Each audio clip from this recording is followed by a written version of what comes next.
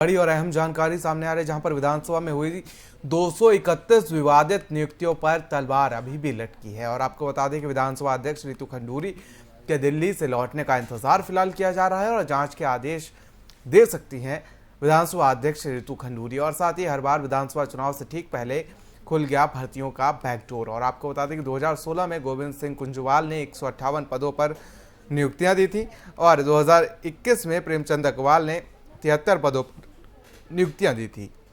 साथ ही 2016 और 2021 में चुनाव आचार संहिता लगने से पहले ये नियुक्तियां हुई थी। सीएम धामी ने निष्पक्ष जांच के लिए रितु खंडूरी को यह पत्र लिखा है।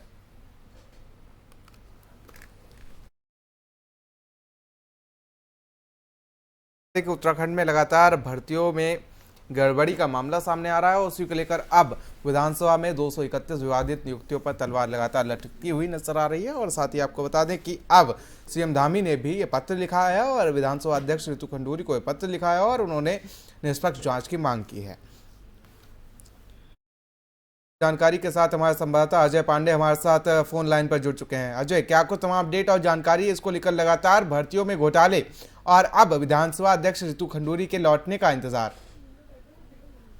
देखिए, विधानसभा में बैकडोर से जितनी भर्तियां हुई हैं उन भर्तियों को लेकर के लगातार सवाल पहले उठाए जाते रहे हैं, लेकिन अब ये मामला तूल पकड़ चुका है और बीजेपी हाईकमान ने भी तत्कालीन विधानसभा अध्यक्ष और वर्तमान में कैबिनेट मंत्री प्रेमचंद अग्रवाल को दिल्ली तलब किया था। उनसे बीजेपी हाईकमान ने भी पूछताछ की है और इसके साथ साथ मुख्यमंत्री पुष्कर सिंह धामी ने भी विधानसभा अध्यक्ष को ये पत्र भेज करके कहा है कि आप अपने स्तर से जांच करवाइए और इस जांच में जो लोग भी दोषी हैं उनके खिलाफ कार्रवाई की जाए। अगर संभव हो, अगर अनियमित तरीके से इसमें भर्तियां की गई हैं तो उसको रद्द भी किया जा सकता है। तो जो तमाम भर्तियां हुई हैं उन भर्तियों को लेकर के जो सवाल उठाए जा रहे थे उसमें आगे प्रोग्रेस यही है कि अब विधानसभा अध्यक्ष सोमवार को देहरादून आएंगी दिल्ली से।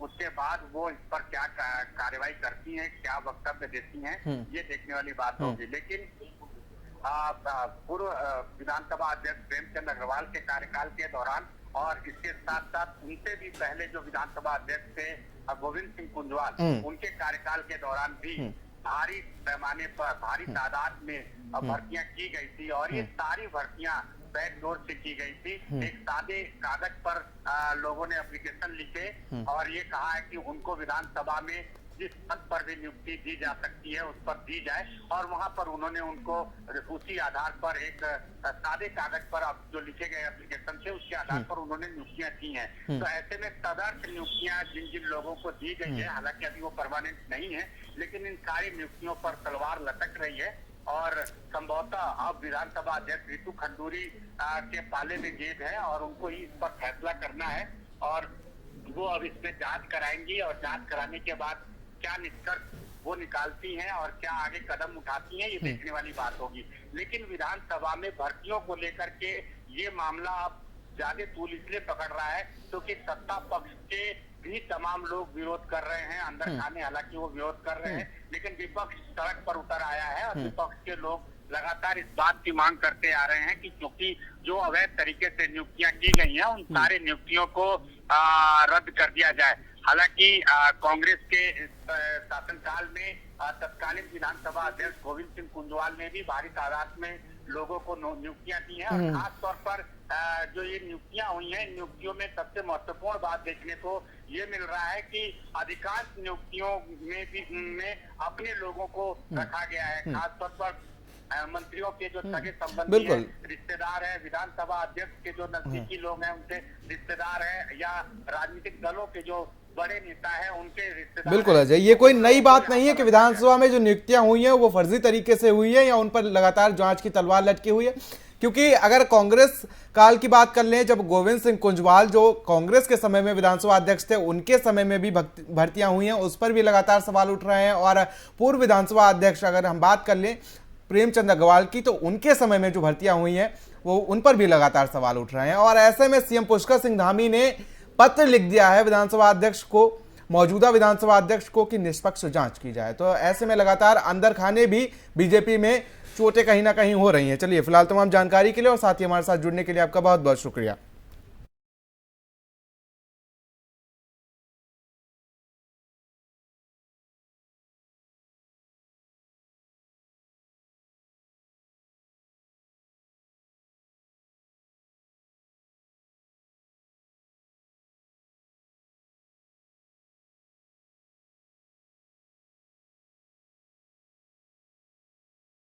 तो वहीं धर्म परिवर्तन करके जितेंद्र नारायण त्यागी बने यूपी वक्फ बोर्ड के पूर्व अध्यक्ष वसीम रिजवी ने हरिद्वार डिस्ट्रिक्ट कोर्ट में आत्मसमर्पण कर दिया और हेट स्पीच मामले में 13 जनवरी को हरिद्वार जेल में बंद वसीम रिजवी को सुप्रीम कोर्ट ने मेडिकल के आधार पर 3 महीने की बेल दी थी और 3 महीने पूरे होने के बाद से शुक्रवार को हरिद्वार डिस्ट्रिक्ट कोर्ट में आत्मसमर्पण करने पहुंचे वसीम रिजवी के साथ अखाड़ा परिषद के अध्यक्ष और निरंजनी अखाड़े के सचिव महंत रविंद्र पुरी और शभाम्बी धाम के पीठाधीश्वर स्वामी आनंद स्वरूप कई साधु संत भी मौजूद रहे। इस दौरान महंत रविंद्र पुरी ने इसे दुख की घड़ी बताया और कहा कि वसीम रिजवी के साथ जो हुआ उसका गहरा दुख है।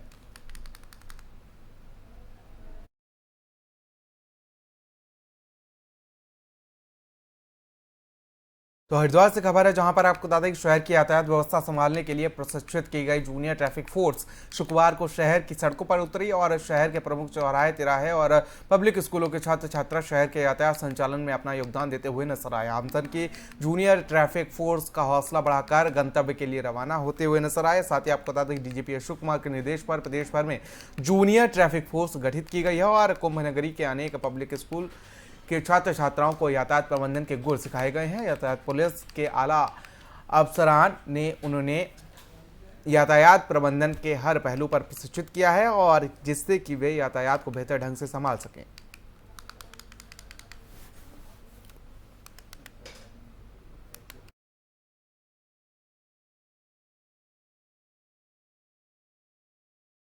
वहीं उधम सिंह नगर के खटीमा के भारत नेपाल सीमा पर स्थित मेला घाट गांव के आंगनवाड़ी के पास सरकारी जमीन पर अवैध रूप से चल रहे चर्च निर्माण का एसडीएम ने निरीक्षण किया है और केरला के एक व्यक्ति द्वारा बारात घर की आड़ में कराया जा रहा था चर्च का निर्माण और जांच के बाद ध्वस्तीकरण का आश्वासन भी दिया गया है। और आपको बता दें कि ग्रामीण क्षेत्रों में भोले भाले और गरीब लोगों को बहला फुसलाकर और लालच देकर ईसाई धर्म परिवर्तन करा रहे हैं तथा उनकी जमीन दान में लेकर चर्च निर्माण का कार्य लगातार चल रहा है। मौके पर पहुंचकर स्थिति का जायजा लिया और साथ ही केरल निवास बॉबी जॉर्ज से बातचीत कर निर्माण कार्य को रोकने की बात कही गई और साथ ही जांच के बाद अवैध रूप से किए जा रहे चर्च निर्माण को ध्वस्तीकरण का आश्वासन भी दिया गया है।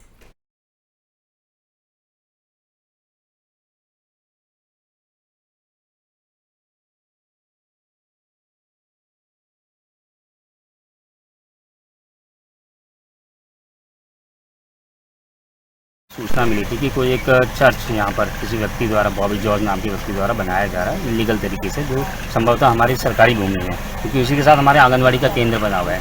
तभी मैं मौके में गया था और जांच की गई तो बॉबी जॉर्ज का उसने हमने आधार कार्ड की प्रतिलिपि ले ली है और इसमें तहसीलदार को मैं जाँच करवाऊँगा कि भाई अगर ये हमारी सरकारी भूमि है तो उसको तुरंत इसको ध्वस्त किया जाएगा। सरकारी भूमि पर कोई भी धार्मिक स्थल का निर्माण नहीं किया जा सकता। कार्रवाई भी की जाएगी क्योंकि ये व्यक्ति बिना किसी या तो गाँव का रहने वाला है, सीधे यहाँ पर केरला से, वो बता रहा है कि केरला से सीधे आया हूँ और यहाँ पर अपनी फैमिली को शिफ्ट करूँगा। हालांकि वहाँ पर चर्च का निर्माण किया, जैसे मैं देखा उसको अंदर जाके देखा तो वो चर्च के रूप में है। तो इसकी जांच अभी हम कल फिर करेंगे और इसमें ध्वस्तीकरण की कार्रवाई की जाएगी। बरात घर यह है और कोई बरात घर नहीं है।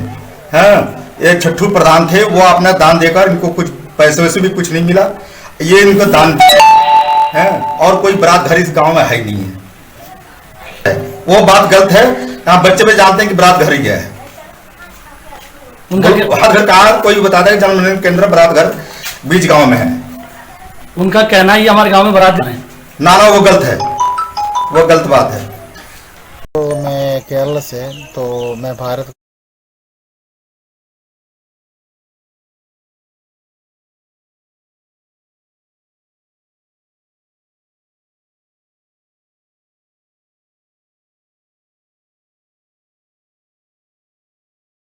इस बुलेटिन फिलहाल मेरे साथ इतना ही। मुझे दीजिए इजाजत। देश और प्रदेश की तमाम बड़ी खबरों के लिए आप बने रहिए FM न्यूज के साथ। नमस्कार।